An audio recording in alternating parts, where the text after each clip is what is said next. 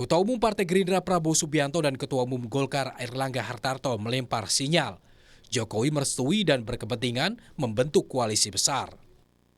Ternyata ada, jadi kita merasa ada frekuensi yang sama ya, ada kecocokan, dan kalau dilihat pimpinan partai kita sudah masuk ya dengan Pak Caimin, kita masuk timnya Pak Jokowi sebetulnya sekarang. Dan bagi KIB tadi dalam pertemuan dengan Bapak Presiden, keberlanjutan pembangunan dan juga koalisi besar itu penting. Karena Indonesia itu adalah negara besar. Dan koalisi besar itu mempunyai ideologi yang sama. Dan kami ini semuanya ada di pemerintahan.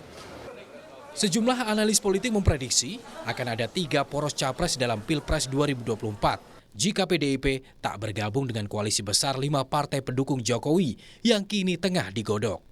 Yang jelas, dinamika politik masih cair hingga batas pendaftaran capres. Tim Liputan, Kompas TV.